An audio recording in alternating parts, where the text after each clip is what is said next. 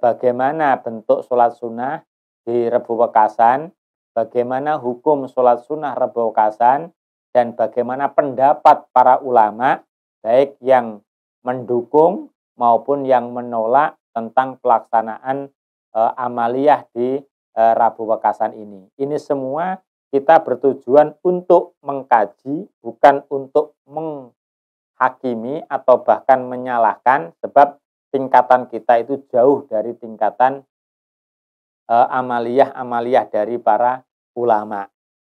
Kemudian sebelum nanti kita menggali tentang amaliyah di bulan Safar, yakni khususnya di hari Rabu ini, terlebih dahulu kami sampaikan ulama-ulama yang tidak berkenan atau tidak melaksanakan amaliyah di Rebo Wekasan ini.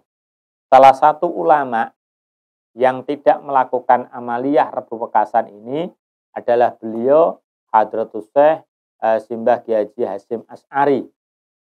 Mbah Hasyim melalui keterangannya, yakni ketika disodorkan tentang pertanyaan bagaimana hukumnya sholat Rebo Wekasan, maka beliau dengan bahasa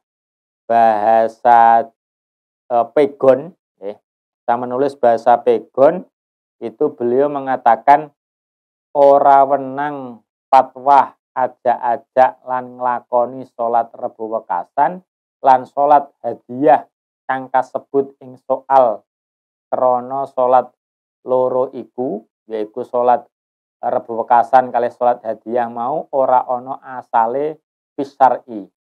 Wa dalil ala zalika qalwul kutub al-mu'tamidah an dzikriha. Kaya kitab Takrib, Minhajul Qawim, Fathul Mu'in, Tahrir, lan sak pendukur. Kaya kitab An-Nihayah, Al-Muhadzab, lan Ihya Ulumuddin. Kabeh mau ora ana kang nutur salat kang kasebut. Ila angkol walaisa li ahadin ayyastadilla bima sahha an Rasulillah sallallahu alaihi wasallam annahu qol as-sholatu khairu maudu'in faman sa'a falyastaksir wa man sa'a falyastaqlil fa inna dzalika mukhtassun bi sholatin masru'atin. Secara arti tidak boleh berfatwa mengajak dan melakukan sholat Rebo Wekasan dan sholat hadiah yang disebutkan dalam pertanyaan, karena dua sholat tersebut tidak ada dasarnya dalam syariat. Tendensinya adalah bahwa kitab-kitab yang bisa dibuat pijakan tidak menyebutkannya, seperti kitab At-Takrib, Minhajul Qawim, Fathul Mu'in, At-Tahrir, dan kitab seatasnya seperti An-Nihayah, Al-Muhadzab, Ihya Ulumuddin. Semua kitab-kitab tersebut tidak ada yang menyebutkannya. Bagi siapapun tidak boleh berdalih kebolehan melakukan kedua sholat tersebut dengan hadis sahih bahwa Nabi bersabda, sholat adalah sebaik-baiknya tempat, perbanyaklah atau sedikitlah, karena sesungguhnya hadis tersebut hanya mengarah kepada sholat-sholat yang disyariatkan. Ini adalah sebagaimana disebutkan oleh Mbah Hasyim Asy'ari dan dikumpulkan di dalam hasil Basul Masail PWNU Jawa Timur. Ini yang pertama. Nanti akan kita pilah dan akan kita perbandingkan, ya, agar nanti kita bisa memahami mana yang menjadi pijakan baik yang melakukan maupun yang tidak melakukan. Kemudian ini perlu kami jelaskan bahwasanya amaliyah sholat Rebo Wekasan ini tadi yang menolak. Jadi menurut keputusan pengurus Jam'iyah Ahli Thoriqoh Al-Mu'tabarah An-Nahdiyah tanggal 19 Safar, nah ini pas akan menjelang Rebo Wekasan, itu ada edaran dengan menggunakan bahasa daerah. Niki edarannya begini, saya sebutkan secara lengkap biar nanti tidak salah paham. Ini edaran. Bismillahirrahmanirrahim, faidatun miturut pengendikanipun Ba'dul Arifin min ahlil kasfi, Allah nurunake 3.000 langkung kalih dasa ewu balak wonten ing saben-saben dinten Rabu akhire wulan Safar. Pramila saderengipun salat lidafil balak adus rumiyin punika niatipun nawaitul ghusla sunnatalillahi ta'ala. Pramila sinten tiyang ingkang purun salat lidafil balak sekawan rakaat ba'da maos Fatihah maos surat Inna A'tainakal Kautsar sak rampungipun kaping 17, terus maos surat Ikhlas kaping gangsal, lan surat Falak saha Nas, surat An-Nas sepindah-sepindah ba'da salam maos doa lidafil balak ing ngandhap menika doaipun. Iki niate salat usolli sunnatal yaumil arbi'a min syahri Safar lidafil balak rakaataini lillahi ta'ala. Doa bismillahirrahmanirrahim. Allahumma ya sadidal quwa wa ya sadidal mihal ila akhir doa. Insyaallah ditebihake saking leloro lan balak. Intaha bihtisor. Min Kiai Nawawi Merjan Purworejo, Tashih Kiai Haji Muslih Meranggen Semarang. Nah, ini ada dua. Yang satu itu adalah keputusan Basul Masail Wilayah Jawa Timur tertanggal 9 Jumadil Akhir 1423 Hijriah. Wau niku edaran dari Jatman Jami Ahli Thariqah tanggal 19 Safar 1421 Hijriah. Nah, maka ini bagaimana untuk mensinkronkan dua pendapat atau dua keputusan yang berbeda ini. Jadi sebetulnya kita tidak berposisi mana yang benar dan mana yang salah. Itu tidak berposisi seperti itu. Akan tetapi jikalau nanti kita ingin mengikuti ulama yang tidak memperbolehkan, maka tendensinya adalah sebagaimana fatwa daripada Mbah Hasyim Asy'ari. Kemudian ketika kita akan mengikuti ulama yang melakukan amaliyah Rebu Wekasan, itu sebagaimana beberapa ulama-ulama ahli sufi. Maka di sini bisa kita lihat sudut pandang yang berbeda. Mbah Hasyim itu jelas sudut pandangnya adalah fikih ansih, fikih murni. Dengan menggunakan hadis Rasul bahwasanya walaisa li ahadin ayyastadilla bima soha an Rasulillah as-sholatu khairu maudu'in faman sa'a falyastakfir wa man sa'a falyastaqil fa inna dzalika mukhtasun bi sholatin masru'iyatin. Jadi ini apa yang digarisbawahi oleh Mbah Hasyim. Mbah Hasyim jelas mengatakan bahwasanya tidak diperbolehkan melakukan sholat-sholat yang tidak ada nas atau dalil yang sharih yang mengatakan sholat-sholat sunnah itu ada dalilnya atau masru'iyah. Ini walau ketika ada orang yang berpedoman pada hadis as-sholatu khairu maudu'in faman sa'afal yastaksir, sholat itu adalah sebaik-baik perilaku. Oleh karenanya kalau ingin memperbanyak silahkan diperbanyak, kalau tidak ya monggo dipersedikit. Fa inna dzalika muhtasun bi sholatin masru'iyah. Tapi hal ini, statement ini adalah muhtasun, dikhususkan sholat-sholat yang masru'iyah.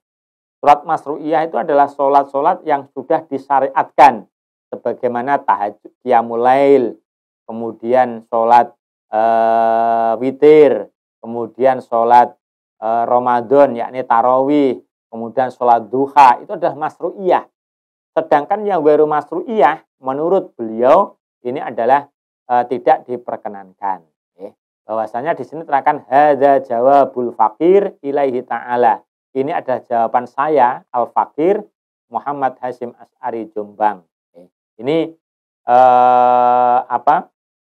pernyataan dari beliau. Kemudian di samping dua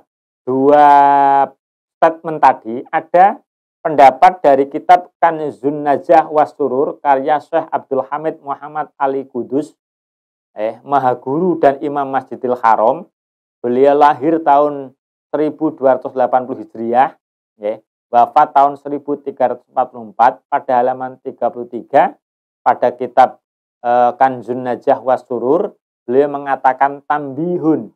Qala al-alama as-Syaikh Zainuddin Tilmidz Hajar al-Makki fi kitabi Irsyadul Ibad kaghairihi min ulama il-madhab wa minal bid'ah al-madmumah allati ya'samu fa'iluhu wa yajibu ala wulatil amri man'u fa'iliha sholatur raghaib isnata asrota raq'atan bainal isa'aini lailata awali jum'ah min Rajab au sholatu lailatin nisfi min Sya'bana mi'ata raq'atin wa sholatu akhiri jum'atin min Ramadan sab'a asrota raq'atan biniyati qada'is sholawatil khamsi allati lam yaqdiha wa sholatu yaumi asyura raq'ataini aw aktsar wa sholatul usbu amma ahadisuha famaudu'atun batilatun wala taghtarra biman dzakaroha. Jadi penyusun kitab Irsyadul Ibad ini menyatakan bahwasanya termasuk bid'ah madmumah, bid'ah yang dicela, bid'ah yang jelek, yang pelakunya dianggap berdosa dan penguasa pemerintah wajib melarang pelakunya, yaitu sholat raghaib. 12 rakaat diamalkan pada saat antara maghrib dan isya pada Jumat pertama bulan Rajab. Kemudian sholat nisfu Sya'ban 100 rakaat. Sholat pada Jumat akhir Ramadan 17 rakaat dengan niat mengkodok sholat 5 waktu yang belum dikodoi. Sholat Asyura 2 rakaat atau 4 rakaat. Sholat usbu, yakni sholat mingguan. Semua hadis tentang sholat-sholat tersebut adalah palsu dan batil. Janganlah kamu tertipu dengan orang-orang yang meriwayatkannya. Nah, ini. Kemudian, ini ada statementnya. Kultu wa misluhu sholatu sofar. Begitu juga sholat sofar. Faman aroda as-sholat min waktin min hadil awqat fal yanwi an-nafla al-mutlak. Furoda min ghairi adadin muayyanin wa huwa ma la yutaqayyadu biwaktin wala sababin wala hasrin lahu wabillahi taufik. Kami, Syekh Abdul Hamid Muhammad berpendapat sama dengan sholat-sholat tersebut, yakni termasuk bid'ah madmumah, yaitu sholat sofar. Maka bagi seorang yang akan melakukan sholat pada salah satu waktu tersebut, berniatlah melakukan sholat sunnah mutlak sendiri-sendiri tanpa ketentuan bilangannya, yakni tidak terkait dengan waktu, sebab, atau hitungan rokaat. Ini pendapatnya Syekh Abu Hamid di dalam kitab Kanzun Najah Wasurur karya Syekh Abdul Hamid Muhammad Ali Al-Qudsi. Ini. Nah, sekarang ini kita sudah mengerucut bahwasanya ada khilaf antara ulama. Sebagian mengatakan bahwasanya tidak boleh, ini ada alasan fikih. Kemudian sebagian mengatakan boleh karena ini ada ilham. Ilham itu nanti akan kita bahas. Ilham itu bagaimana ketika nanti diamalkan. Nah, sekarang kita ambil kitab yang aslinya, yakni kitab asli yang tadi disebut oleh Kanzun Najah Wasurur, yakni di kitab Al-Jawahirul Khamsi. Itu ada bab di halaman 50, itu ada kata-kata sholatu sofar. Termasuk sholat-sholat sunnah itu adalah sholatu sofar. Yusolli al-lailatal ula ba'dal isya wa qoblal witri arba'a roka'atin yakro'u fil ula ba'dal fatihah kul ya ayyuhal kafirun wa fis saniyah surat al-ikhlas wa fis salisah al-falak wa fir rabi'ah an-nas.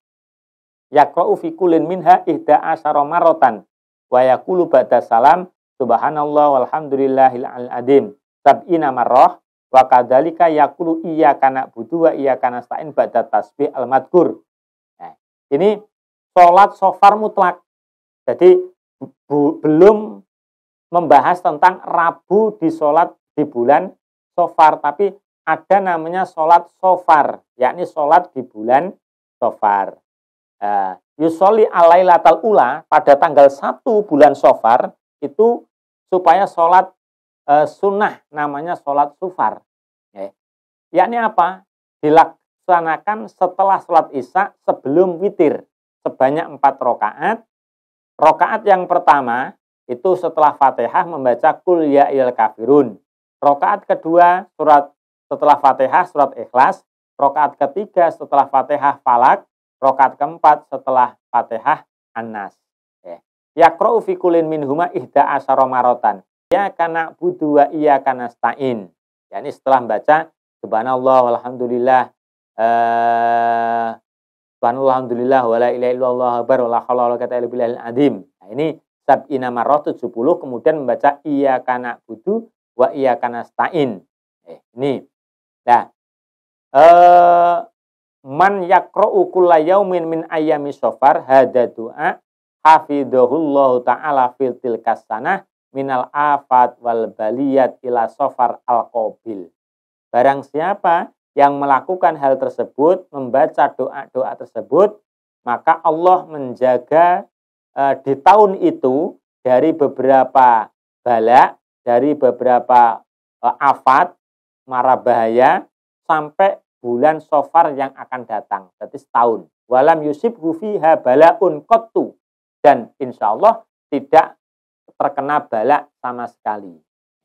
Doanya apa? Allahumma sholli ala sayyidina Muhammadin abdika wa nabiyyika wa rasulika nabil ummi wa ala alihi wa sahbihi wa sallim. Allahumma inni a'udzubika min syarri hadza syarr wa min kulli siddatin wa bala'in wa baliyatin alladzi qadarta fihi ya dahru ya daihuru ya daiharu ya kana ya kainunu ya kainanu ya azalu ya abadu ya mubdi'u ya mu'id ya dal jalil ikram ya dal arsil majid anta taf'alu ma turid. Allahumma ukhrus ba'ini kallati la tanam nafsi wa mali wa ahli wa waladi wa dini wa dunyaya allati ibtalaitani bisuhbatiha bi hurmatil abror wal ahyar bi rahmatika ya azizu ya ghaffar ya karim ya satar bi rahmatika ya arhamar rahimin.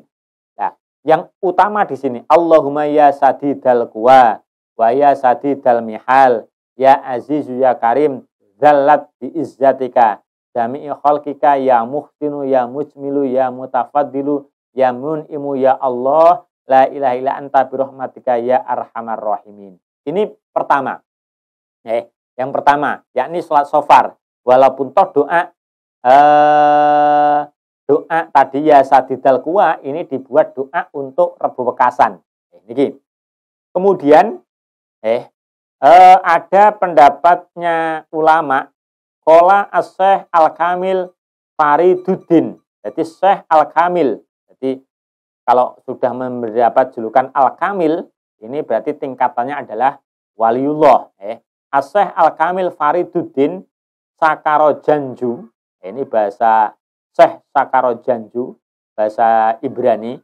Ra'aitu fi auradil khawaja Mu'iniddin qaddasallahu sirra al-aziz annahu yanzilu fi kulli sanatin.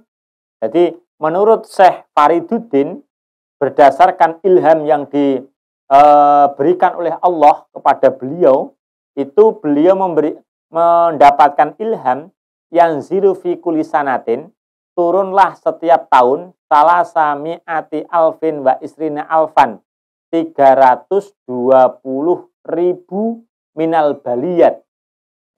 Jadi 320.000 bilai wa kulluha, dan semuanya itu fi yaumil arbi'a al-akhirah min syahri Shofar. Diturunkan di hari Rabu yang terakhir di bulan Shofar. Fayakunu dzalikal yaum as'aba ayyamitil kasanah. Maka di hari Rabu bulan Shofar itu menurut beliau itu adalah hari yang as'aba ayyamitil tilkasanah. Hari-hari yang betul-betul pailit, sulit. Sulit.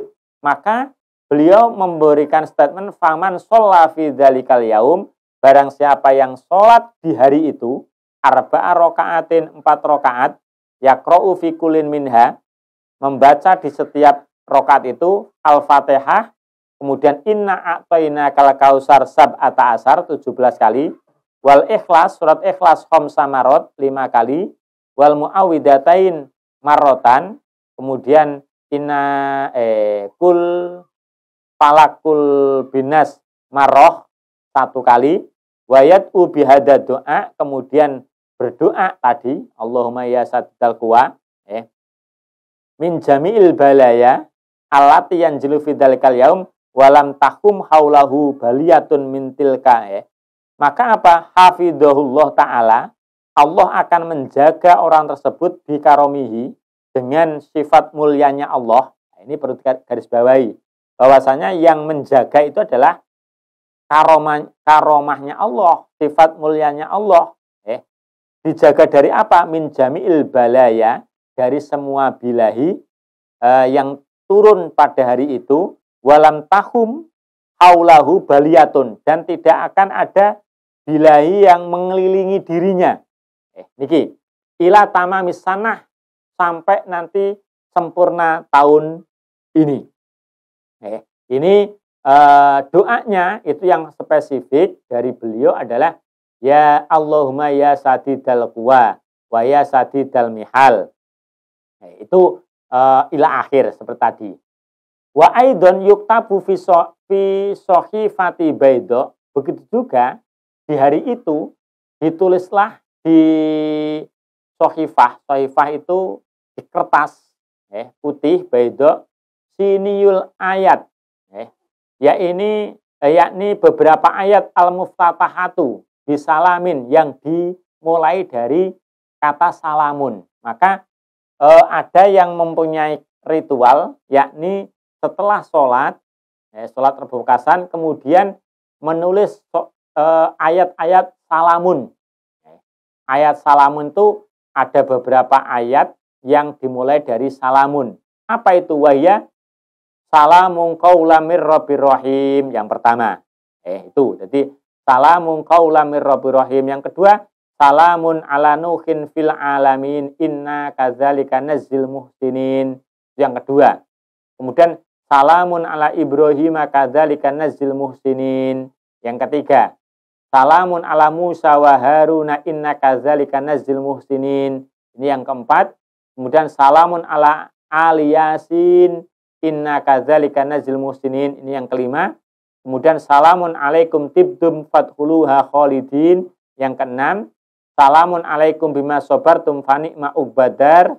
Ini yang ketujuh. Dan salamun hiya hatta matla'il fajr. Ini yang kedelapan. Jadi ada 8 salamun dalam Al-Quran. Nah, itu ditulis. Kemudian di situ biasanya dicemplung nih di dalam air, sumur atau apa. Kemudian sumurnya ini airnya diambil untuk ditabaruk, untuk diminum dan lain sebagainya. Itu ulama yang menyatakan demikian ini adalah ulama sekelas Asy-Syaikh Al-Kamil Fariduddin Sakarojanju. Ini ulama ahli sufi waliullah, yakni Fariduddin. Ini berdasarkan ilham. Ilham itu adalah sesuatu yang diberikan petunjuk khusus kepada waliullah, bukan sembarang orang. Walaupun toh mimpi, tapi mimpi-mimpi yang tersebut adalah mimpi yang untuk khusus, yakni waliullah. Ini yang terjadi di saat Rebu Wekasan ini atau Rebu Pungkasan ini. Ini hal-hal yang berkaitan dengan Rebu Wekasan. Kemudian bagaimana mengkompromikan? Bagaimana mengkompromikan antara dua hal ini? Sebagaimana mulai kemarin itu sudah beredar, apa yang disampaikan, termasuk salah satu ulama yang menganjurkan untuk sholat Rebu Wekasan, Mbah Maimun almarhum Mbah Maimun Zubair. Kemudian Syekh Ahmadi Sakroni Kudus, itu juga mengamalkan. Kemudian saya mencatat ada beberapa ulama yang saya catat untuk melakukan amaliyah sholat Rebu Wekasan itu. Ada beberapa ulama, diantaranya adalah kalau Kudus itu seperti itu, Mbah Arwani, kemudian Mbah Ahmadi Sakroni dan lain sebagainya. Ada 4 kalau nggak salah, itu ulama Kudus yang biasa melakukan seperti itu. Dan kalau dulu saya sendiri mondok di pertama itu di Bojonegoro, itu beliau adalah santri dari Mbah ya Allah Jampes, Mbah Ihsan, itu santri Mbah Ihsan, itu melakukan amaliyah sholat Rebo Wekasan. Waktunya beda-beda. Ada yang mengamalkan itu ba'dal maghrib tadi. Ada yang mengamalkan ba'dal isya. Ada yang mengamalkan fi waktu duha. Kalau dari Mbah Ihsan Jampes ini adalah di waktu duha. 2 rakaat. 2 rakaat salam, 2 rakaat salam. Ada kalau dulu saya mondok di Mantenan Blitar, itu Mbah Yai almarhum almarhumlah Simbah Yai Zubaidi Abdul Ghafur itu melaksanakan itu ba'da duhur dengan sholat, kemudian nanti berdoa seperti tadi, ya sadidal kuwa ila akhir. Ini amaliyah-amaliyah daripada ulama-ulama salaf. Dan saya masih teringat itu pernah dibahas di FMPP Jawa Madura, Forum Musyawarah Pondok Pesantren Jawa Madura. Tempat pembahasannya itu di Pondok Pesantren Keputih, Keputih namanya Pak, Keputih Jampes. Di situ secara fikih sudah dibahas macam-macam. Mayoritas mengatakan tidak boleh kalau niatnya adalah sholat sunnah Rebo Wekasan. Kemudian setelah diserahkan kepada musohih itu adalah orang kiai-kiai yang akan mentashih, beliau tidak berani mengambil kebijakan tidak diperbolehkan melakukan sholat Rebo Wekasan. Karena apa? Karena tempat yang digunakan FMPP ini adalah di sebelah makom Syekh Ihsan Al-Jampesi, yang mana beliau adalah melakukan sholat yang demikian ini. Kesimpulannya apa? Kalau dari sudut pandang para ulama-ulama ahli sufi, amaliyah-amaliyah sholat Rebo Wekasan ini sangat-sangat dianjurkan. Nah, ulama ahli fikih seperti Mbah Hasim dan lain sebagainya, kemudian seperti diterangkan di kitab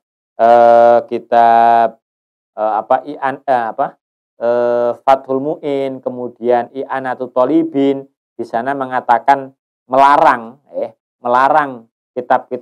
melarang amaliyah-amaliyah yang seperti ini, wal asru fil ibadah annahu idza lam tatub lam tasih. Hukum asal dalam ibadah adalah apabila tidak dianjurkan maka tidak sah. Ini alasan. Alasan bagi beliau yang tidak menerima sholat Rebo Wekasan itu dengan alasan kaidah fikih wal aslu fil ibadah annaha idza lam tatlub lam tasih. Hukum asal dalam ibadah apabila tidak dianjurkan lam tutlab lam tasih, maka tidak sah. Ini. Kemudian untuk ulama-ulama yang menyatakan tidak memperbolehkan, ini mengkategorikan semuanya adalah sholat-sholat rogoib. Sholat rogoib. Oleh karenanya, ulama-ulama ahli tasawuf yang betul-betul kemudian memadukan dengan kitab-kitab fikih, maka mengatakan lakukanlah sholat Rebo Wekasan ini tapi dengan sholat mutlak, dengan sholat mutlak, atau kalau istilah seperti yang disampaikan di media-media seperti Mbah Maimun itu dengan sholat usolli sunnatal mutlaki lidafil bala. Ada yang menggunakan niat usolli sunnatal mutlaki. Itu, jadi ada yang pakai embel-embel lidafil bala, ada yang usolli sunnatal mutlaki. Ini. Nah, kemudian berapa rakaat jumlahnya? Ya memang kalau sholat sunnah, itu memang bigori adidah, tidak terbilang. kalau kitab yang biasa kita pakai, yakni di kitab Takriratus Sadidah, itu kan ada sholat an-naflul mutlak, la hasrolahu. Jadi sholat sunnah mutlak itu la hasrolah, tidak terbatasi jumlah rokaatnya. Silahkan. Ya. Bahkan wa yajuzu qabla ayang kuso au yazida bisartin taghiriniyah qabla ziyadah aw nuqson. Orang itu kalau mau melakukan sholat sunnah mutlak itu bisa 10 rakaat 1 salaman. Ya, bisa. Ya. 1 rakaat 1 salaman. Ini bisa dilakukan seperti itu. Nah, umpama kalau di sini di kitab Takrah ini ada orang ingin melakukan sholat mutlak 10 rakaat, usolli sunatal mutlaki asro rakaatin. Lillahi ta'ala, Allahu Akbar. Kemudian tadi ada kata-kata wa yajuzu qabla ayang kuso au yazida bisarti taghiriniyah qabla ziyadah aw nuqson. Diperbolehkan mengurangi atau menambah jumlah rakaat dengan syarat merubah niatnya qabla ziyadah aw nuqson, sebelum menambah rakaatnya atau mengurangi. Contoh nih, tadi yang saya contohkan, saya ingin sholat 10 rakaat, 10 rakaat. Cuma aroda ayang kuso, kemudian saya berpedoman, aku duwe semayan, aku harap nok ngendi. Nah, saya nggak jadi melakukan sholat 10 rakaat. Ini saya ganti, aku patang rakaat baiklah. Ini. Bagaimana yang demikian ini? Faya juju bisarti ayanwiya qabla ayasro'a fin nuqson. Ay qabla nuhud minas sujud wa kadzalika lau aroda azyadah. Jadi qabla nuhud, sebelum saya berdiri dari sujud, ini saya sudah niat sholatku tak cukupi. Sholat tak cukupi. Ini berarti masih dalam posisi sujud. Qabla nuhud minas sujud, sebelum beranjak berdiri dari sujud. Nah, ini. Walaupun toh saya niat sholat adalah 10 rakaat, akan tapi kok saya potong menjadi 4 rakaat, itu sah dengan catatan sebelum nanti bangun dari sujud, saya sudah niat untuk merubah.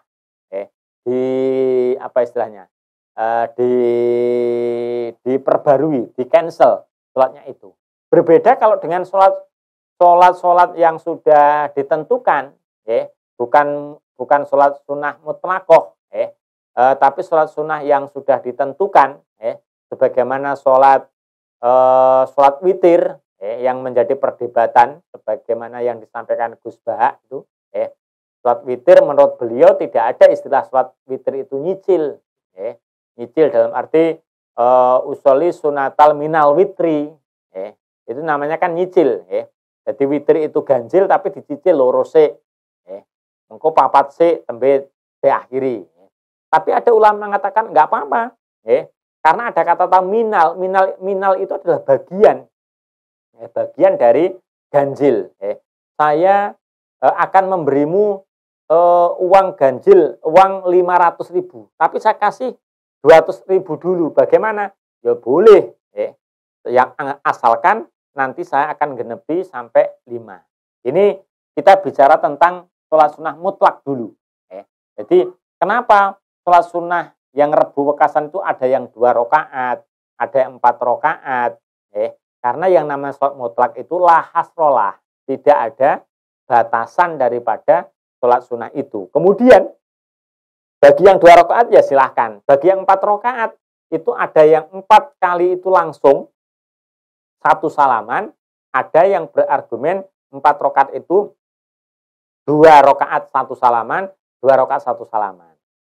Sholat sunnah itu rakaataini. Sholat sunnah itu 2 rakaat 2 rakaat. Akan tetapi yang berpedoman kepada langsung 1 salaman itu seperti halnya witir. Witir itu Rasulullah itu pernah witir 11 rakaat langsung. Langsung tanpa ada salam di tengah-tengahnya. Berarti apa? Kedua-duanya ini memiliki dasar. Memiliki dasar. Kemudian bagaimana jikalau nanti dilakukan secara jamaah? Secara jamaah ini dilakukan sholat sunnah. Contoh sholat Rebo Wekasan ini dilakukan secara jamaah. Secara jamaah. Itu ada keterangan yang menyatakan bahwasanya di dalam kitab Bughyatul Mustarsyidin. Di dalam kitab Bughyatul Mustarsyidin, di sana diterangkan bahwasanya sholat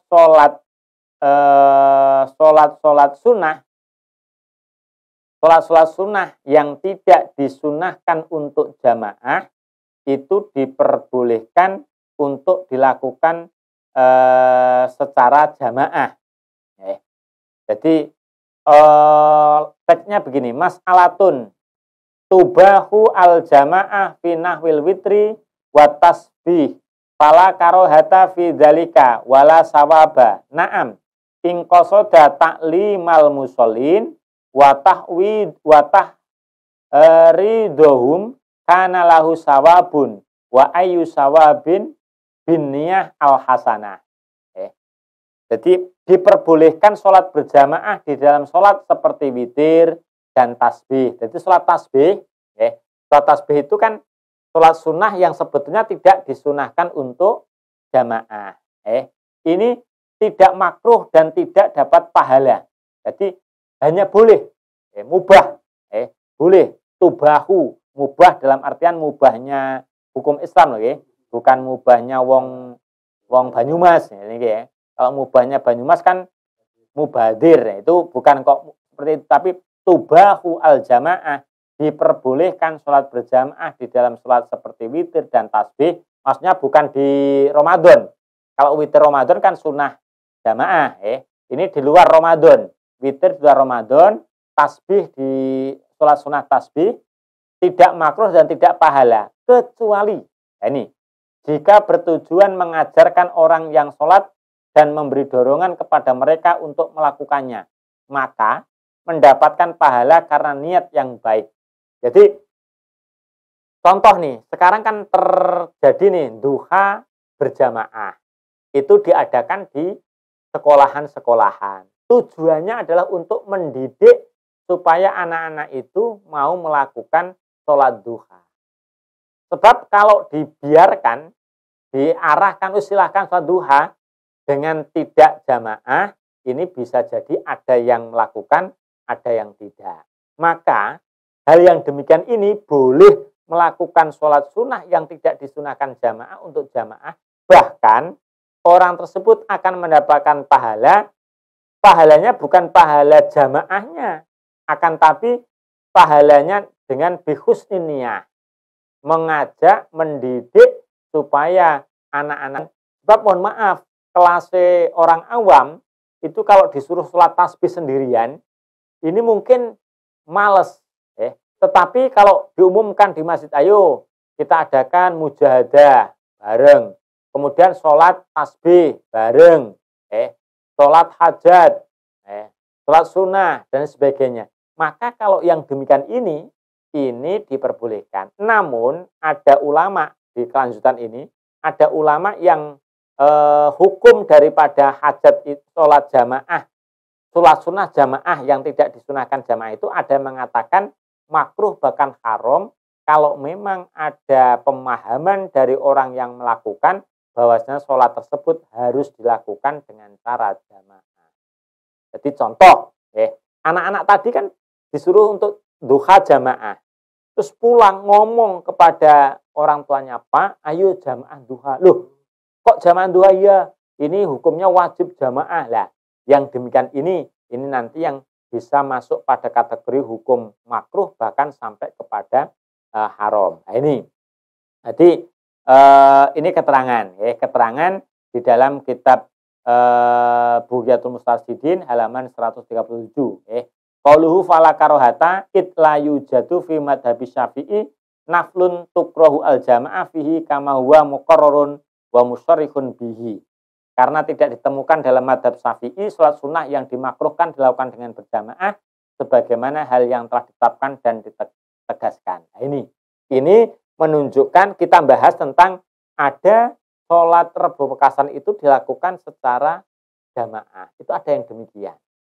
Ada yang demikian. Boleh apa tidak? Nah, boleh. Dengan dasar tadi. Nah, sekarang kita runut nih. Kita runut biar nanti orang itu lebih mantep. Baik nanti yang melakukan, ini lebih mantep untuk melakukan sholat sunnah Rebo Pekasan. Walaupun toh ada ulama yang tidak memperbolehkan, silahkan. Silahkan. Ini ada keterangan mengenai amaliyah sholat Rebo Pekasan ini. Amaliyah Rebo Pekasan, bukan sholatnya, macam-macam. Satu seperti tadi, yakni di kitab Kanzun Najah wa Surur, karya Syekh Abdul Hamid bin Muhammad Ali Al-Quds. Kemudian beliau itu adalah pengarang kitab Lataiful Isyarat. Kitab Lataiful Isyarat yang sering disampaikan oleh beberapa ulama. Beliau adalah murid dari Syed Ahmad Zaini Dahlan, Syed Bakri Sato. Nah ini, Syed Bakri Sato itu adalah pengarang kitab I'anatul Thalibin. I'anatul Thalibin itu tadi adalah ulama kitab yang menjelaskan tentang tidak diperbolehkannya sholat raghaib. Padahal Syekh Abdul Hamid bin Muhammad Ali Quds ini adalah murid beliau. Berarti beliau lebih paham tentang alasan kenapa Syekh Bakri Sato ini melarang. Mungkin ada alasan yang tidak dijelaskan secara umum. Ini. Nah, karena beliau adalah murid langsung beliau, maka ini bisa dipertanggungjawabkan. Berarti dia ngerti nih. Sama Al-Quran. Kalau demikian ini diucapkan di saat zaman sahabat, itu sah. Karena apa? Pada zaman sahabat itu, gurunya langsung Gusti Rasulullah. Jadi ketika tidak paham, itu langsung ditanyakan, ya Rasul, bagaimana keterangan tadi seperti ini. Atau ya Rasul, ini kami melakukan seperti ini, benar apa tidak? Ini langsung. Dan apa yang disampaikan Rasulullah ini langsung diterima oleh para sahabat. Kemudian sahabat ini menyebar di mana-mana. Dan Rasulullah itu berdakwah tidak hanya satu tempat, tidak hanya di Makkah, tapi di Madinah. Dan Rasulullah menyampaikan hukum itu juga melihat kondisi. Oh, ini kondisi Mekah demikian, kondisi Madinah demikian. Bisa jadi ada perbedaan. Salah satu contoh aja. Ketika Rasulullah itu ditanya, ya Rasulullah, ayul kasbi al-afdol, pekerjaan apa yang paling utama? Lama adalah dagang. Nah, ini. Kemudian ditanya lagi oleh seorang penggembala kambing. Ya Rasulullah, pekerjaan apa? Mukasab atau kasab atau kerjaan apa yang paling utama? Yang paling utama ya menggembala kambing. Saya sendiri juga menggembala kambing. Kemudian ditanya seorang falah, petani, bagaimana? Ya petani itu yang paling utama karena itu hasil dari jerih payah keringat Anda. Loh, ini kalau ada orang yang pengamat, pengamat itu kan pekerjaan yang ngamati. Kan seolah-olah Rasulullah itu pelin-pelan. Ini gimana nih yang dipegang Rasulullah itu? Pedagang atau petani atau pengembala? Ini tidak mengerti bahwasanya apa Rasulullah itu ditanya, yang nanya itu pengembala, ya yang dijawab adalah kamu yang paling baik. Biar apa memberikan support. Ketika bertemu dengan pedagang, kamu yang baik. Kemudian petani, kamu yang terbaik dan lain sebagainya. Tapi Rasulullah kan tidak mengatakan ketika ketemu dengan orang yang pedagang, yang paling utama itu pedagang. Jangan kamu menjadi pengembala. Tidak. Ketika bertemu dengan pengembala, yang baik itu pengembala. Jangan seperti orang petani. Itu tidak. Ini menunjukkan bahwasanya apa? Masing-masing itu adalah punya sesuatu yang baik. Ini. Kemudian Syekh Abdul Hamid bin Muhammad Ali Al-Quds yang menjadi rujukan ulama-ulama sufi amaliyah Rebo Pekasan ini siapa sih beliau? Beliau adalah termasuk guru dari Habib Ali Kuitang. Habib Ali Bungur Jakarta. Ini guru-guru beliau. Maka dalam kitabnya beliau itu menyebutkan tadi, tadi bahwasanya min ahlil kasfi, ya, secara lengkap beliau menyebut zakaro ba'dul arifin min ahlil kasfi wa tamkin annahu yanzilu fi kulli sanatin salasumi ati alfi baliyatin ilah. Itu beliau, beliau, maka menurut beliau sholat 4 rakaat, setiap 1 rakaat sesudah Fatihah membaca inna a'taina, ikhlas 5 kali, falak binas. Itu seperti itu. Kemudian berdoa, berdoa bagaimana doa-doa yang tadi. Nah, kemudian para ulama ini, beberapa hal yang patut kita ketahui sebagai landasan amaliyah bagi amaliyah yang mengamali revokasan ini. Menurut Syekh Ibnu Hajar Al-Haytami, seorang pakar ahli hadis, dalam kitab Fatawi Hadisiyahnya, beliau mengatakan di halaman 230, fal arjah indal fuqaha annahu laisa bi hujjatin idla sikota bi khawatiri ghairil maksum wa inda sufiyah annahu hujjatun miman hafidhahullah fi sairi a'malihi ad-dhahirah wal batinah. Pendapat yang kuat menurut para fuqaha, tadi para ulama ahli fikih, ilham bukanlah hujjah. Jadi menurut ulama ahli fikih, ilham itu bukan hujjah. Jadi tidak bisa dibuat dasar hukum. Ini karena tidak ada sifat sikoh terhadap khawatir orang yang tidak maksum. Ini alasannya. Sedangkan menurut para sufi, ini ilham menjadi hujjah apabila bersumber dari orang yang dijaga oleh Allah dalam segala amaliyahnya, baik lahir maupun batin. Nah, ini sudah ketemu ini. Jadi kalau menurut ulama fuqaha, ilham itu tidak bisa dibuat hujjah dengan alasan tidak sikoh. Tidak sikoh. Tapi menurut ulama ahli sufi, ilham ini menjadi hujjah dengan catatan orang yang mendapatkan ilham ini adalah orang yang amaliyahnya itu bersumber dari orang yang terjaga oleh Allah. Nah, ini. Maka hakikatnya tidak ada perselisihan pendapat dalam kenyataannya. Bisa kita buktikan bahwa ranah pembahasan para fuqaha adalah amaliyah seorang dipandang dari segi halal haramnya. Jadi jelas ilham para wali tidak bisa disetarakan dengan Al-Quran maupun hadis dalam segi, kalau dalam istilahnya adalah masodiru istimbatil hukmi atau sumber penggalian hukum. Ini tidak bisa distandarkan. Karena apa? Ilham. Karena istimbatul hukmi itu ya Quran, hadis, kemudian ijma'ul ulama. Ini standar istimbatul hukmi.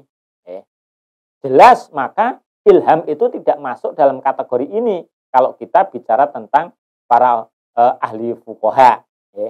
Kemudian ilhamnya para aulia bisa menjadi hujjah bukan dalam masalah legalitas hukum yang ranahnya para fuqaha, tapi spesifik terhadap al-ikhbar anil mughayyabat. Jadi memberikan kabar terhadap hal-hal yang gaib.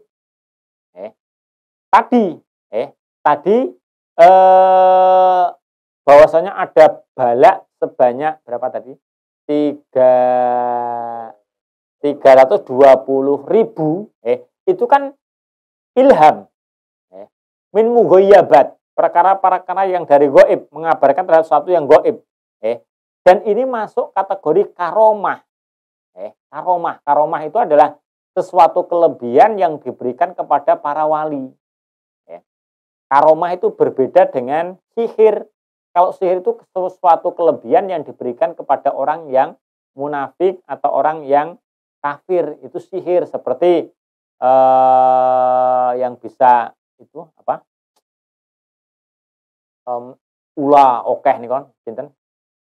Raja sihire yang berhadapan dengan Nabi Musa, Namrud, itu kan ula oke banget. Akhirnya Nabi Musa sama-sama ini sama-sama mengeluarkan kedigdayaannya, tapi kalau Nabi Musa karena Nabi adalah mukjizat. Contoh ini wali, Sunan Kalijogo atau apa, mengeluarkan Sunan Bonang, kemudian menunjukkan apa tongkatnya yang mana buah apa namanya teng Tuban singgo legen nika wit sing siwala napa aren aren itu ditunjukkan pakai tongkatnya Sunan Bonang kemudian menjadi emas. Ini adalah suatu karomah, karomah. Kalau itu ditunjukkan orang kafir, maka itu ada sihir. Kan ada orang yang memberikan sihir duit napa godhong dadi duit. Nah, ini ada sihir. Maka apa? Imam Suyuti dalam kitab Hawil Fatawi, al-ilham la yungkaru lakinnahu innama yasihu ghaliban ma'as sufiyah al-kholis arbabal qulub as-sofiyah an-nairah wa qad yahsulu li gharihim min ahadil muslimin lakinnahu qad yasihu wa qad la yasihu fa in kana hadzal ladzi alhama at-tib min as-sufiyah arbabal qulub fa innahu la yukhti'u fil ghalib bihasbi tumkinu haluhu wa quwatuhu. Jadi begini, ilham tidak boleh diingkari. Tetapi secara umum ilham akan benar jika muncul dari para sufi yang memurnikan amaliyahnya, para pemilik hati yang bersih dan bersinar, dan terkadang muncul dari selain golongan mereka, yaitu sebagian orang awam, tetapi terkadang salah dan terkadang benar. Nyun sewu, enek kalane wong dukun, dukun Islam, ya tetap, niku sosok ya delalah pas bener, tapi delalah ya ora bener ki, tak wae ki ya, ki nek disi barang sing ilang, para nono ngidul. Arah ngidul kok ketemu. Delalah ngidul pas ketemu. Niki pas nempaki bener Ternyata digoleki ketemune ngalor. Nah, ini berarti apa? Itu adalah amah, orang umum. Tapi kalau orang sufi yang memiliki hati yang bersih itu adalah mayoritas benarnya. Jadi kesimpulannya, kabar yang dinukil oleh Syekh Abdul Hamid Al-Quds tadi di kitab Kanjun Najah, walaupun toh tidak dianggap sebagai hujah dalam ilmu fikih, tapi di kalangan para sufi, hal tersebut bisa menjadi anjuran untuk melakukan hal-hal yang positif, bahkan tidak ada pertentangan selama hal ini dilakukan dengan cara yang positif pula, mendapat legalitas secara syara. Ini yang pertama. Jadi bisa dibuat pedoman hukum, kalangan para sufi hal bisa menjadi anjuran untuk melakukan hal positif. Pokoknya yang positif, contoh positif nopo? Kon doa lewat sholat, kon sodakoh. Ini kan positif ini.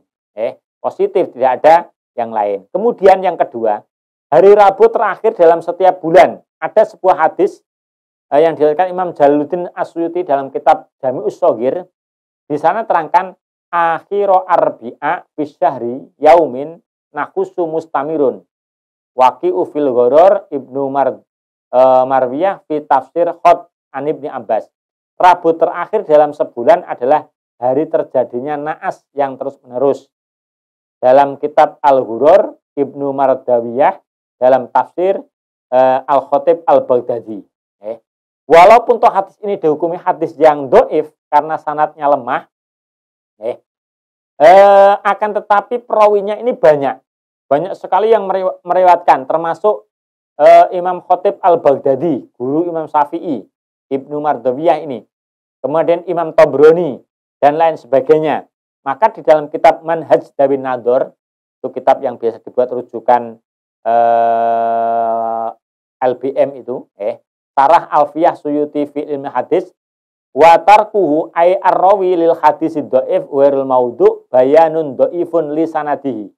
Qad radau ay ahlul hadis wa gharihim ila angkol bil aqaid wal ahkam kama qol. Meninggalkannya seorang rawi terhadap penjelasan sanad mengenai hadis dhaif selain maudhu itu menunjukkan ridhonya para ahli hadis dan ulama yang lain. maka kesimpulannya diperbolehkan tasahul terhadap sanad-sanad do'if dan meriwayatkan hadis do'if selain maudhu, juga diperbolehkan untuk mengamalkannya tanpa menjelaskan do'ifnya apabila digunakan sebagai hujah fadhailul a'mal atau kisah-kisah dan hal-hal lain yang tidak ada kaitannya dengan akidah, hukum, hukum-hukum fikih. Ini maka sebagaimana Ibnu Sina, Ibnu Sina itu kan sahabat yang ahli tib, Abu Nu'aim, sahabat Ibnu Umar, ini mendengarkan sabda Rasulullah, wastanibu al-hijamah yaumal arbi'a. Fa innahul yaum alladzi ubtuliya fihi Ayyub. Wa ma yabdu judam wala baros illa fi yaumil arbi'a au lailatal arbi'a. Jauhilah bekam di hari Rabu, karena hari itu adalah hari di mana Nabi Ayub mendapatkan cobaan. Dan tidaklah seorang terjangkit penyakit lepra dan baros kecuali di hari Rabu atau malam Rabu. Maka kalau ulama-ulama Sufi itu motong kuku itu jangan di hari Selasa. Karena hari Selasa itu mendekati hari Rabu. Itu ditinggalkan oleh ulama-ulama mereka. Ulama-ulama ahli Sufi itu seperti itu. Kemudian untuk menjelaskan tadi, wa yajuzu kaunu dzikril arbi'a nuhasun ala thoriqit tahwif. Diperbolehkan menyebutkan hari Rabu sebagai hari naas dalam arti untuk memberikan peringatan. Jadi tujuannya itu adalah peringatan. Karena begini, mohon maaf, ulama yang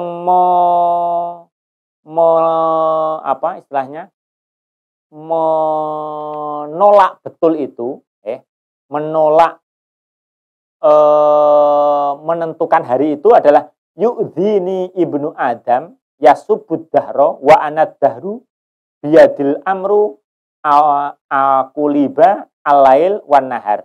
Anak Adam menyakitiku karena mencela masa atau waktu, padahal aku yang mengatur dan menetapkan waktu. Di tangankulah segala urusan waktu, aku yang membolak-balikkan malam dan siang. Hadis riwayat Bukhari. Jadi begini, Allah itu tersinggung kalau ada orang yang menyatakan hari ini hari naas, jam ini jam naas. Kenapa demikian? Padahal aku yang mengatur dan menetapkan. Yang mengatur waktu dan menetapkan waktu itu adalah aku, Allah. Di tangankulah segala urusan waktu. Jangan kau membolak-balikkan. Jangan kau menentukan. Berarti mendahului apa yang aku kehendaki atau takdirku. Nah, ini dasar bagi orang yang menentang. Menentang rebu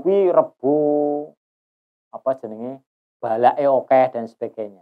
Nah, ini penjelasan. Tapi keterangan yang tadi di dalam kitab Fathul Qadir itu boleh menyebutkan hari Rabu ini dengan tujuan untuk memberikan peringatan berdasarkan ilhamnya para ulama, ilhamnya para wali, mengucapkan takutlah terhadap hari ini karena terdapat azab yang diturunkan dan kerusakan dan sebagainya. Niki. Kemudian selanjutnya penjelasan Syekh Ibnu Rajab Al-Hambali menjelaskan mengenai bulan Safar yang dianggap sial dalam kitab Lataiful Ma'arif. Wa hadza kulluhu mimma yadullu ala anal asbab al makruhah idza wujidat fa inal masru' al istighal bima yurja bi daf'ul adab. Hal ini menunjukkan bahwa sesungguhnya apabila sebab-sebab yang dibenci muncul, maka yang disyaratkan adalah menyibukkan diri dengan amaliyah yang bisa menjadi tolak bala, yaitu amal-amal ketaatan, doa, dan perkara-perkara yang mengungkapkan tawakal dan keyakinan kepada Allah.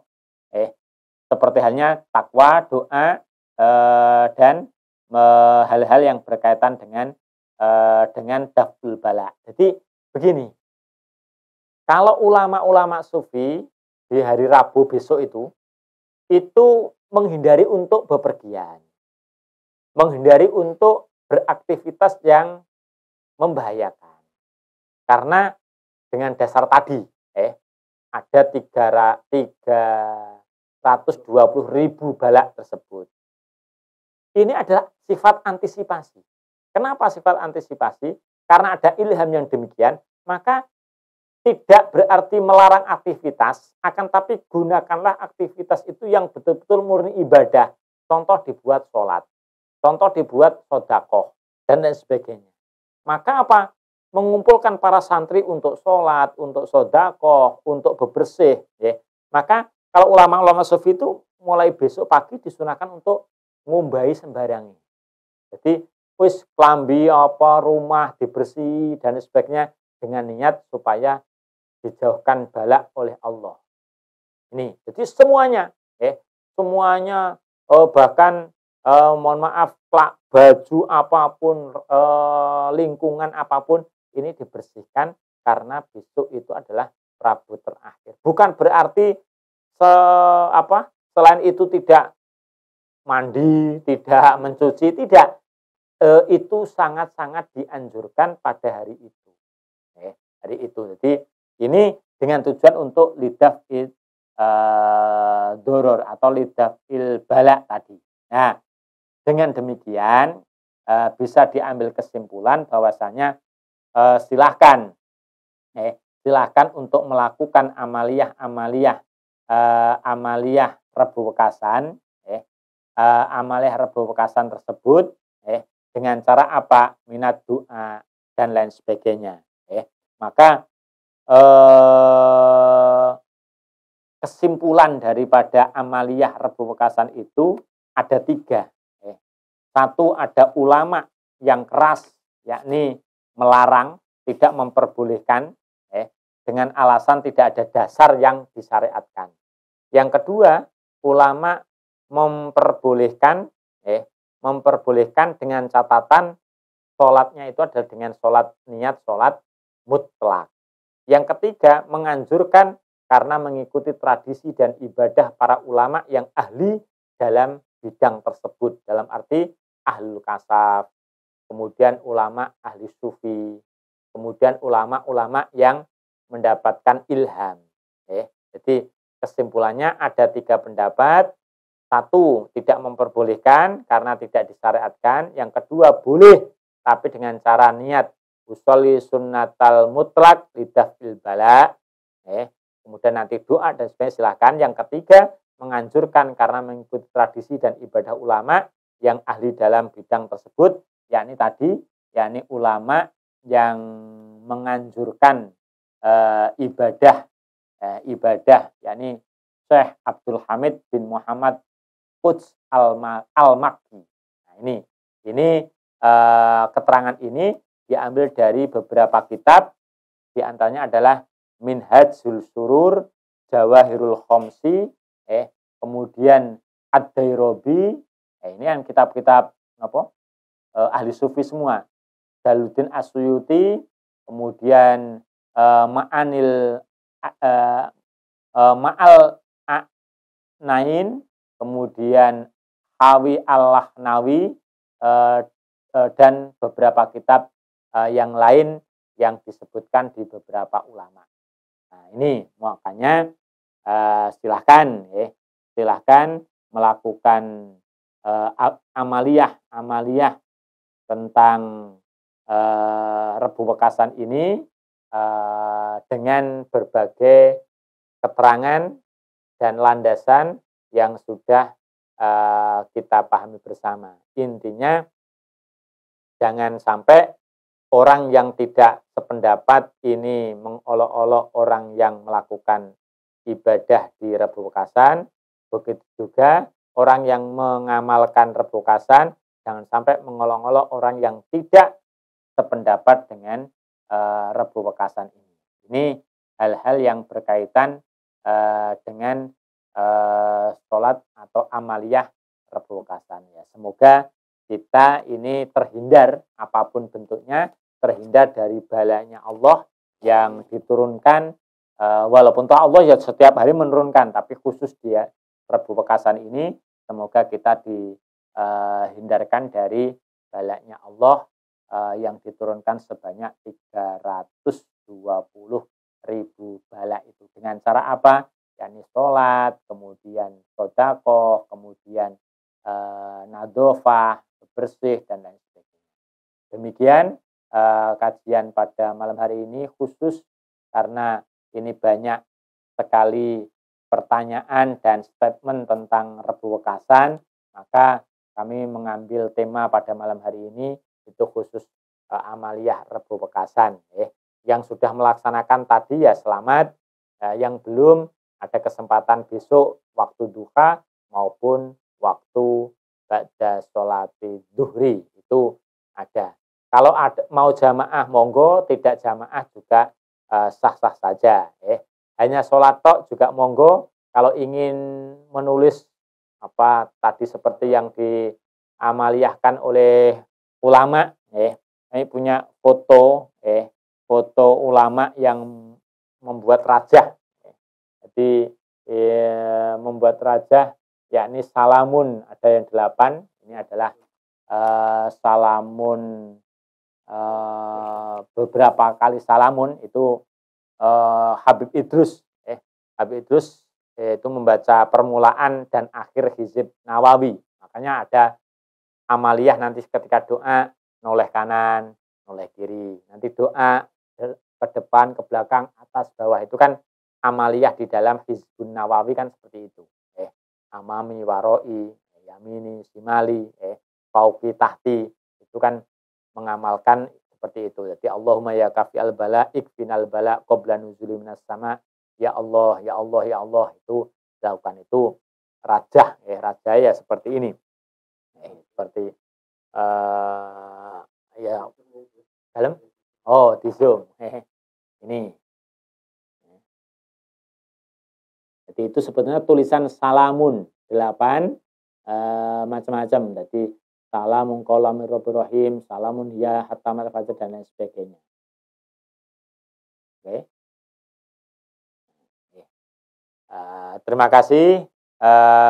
Kurang lebihnya mohon maaf. Ini tidak ada tanya jawab, wong Rebu Wekasan. Jadi wonten. Monggo, monggo.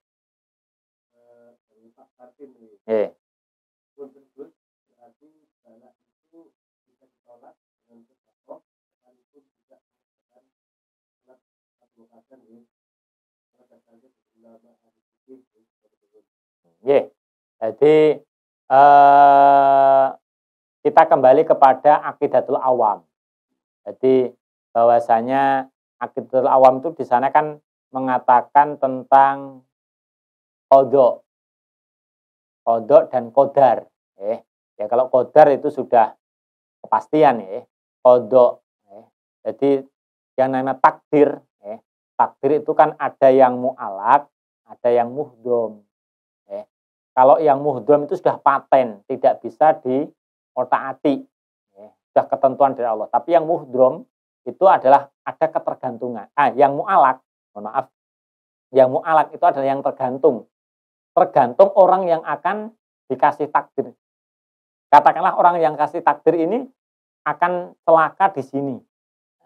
Ternyata dia bisa merubahnya dengan cara apa? Ya kalau bala kan lidah fil bala bisodaqoh. Atau nanti bidu'a. Lah doa itu ada kalanya doa bis sholah, ada doa fi ghairi sholah.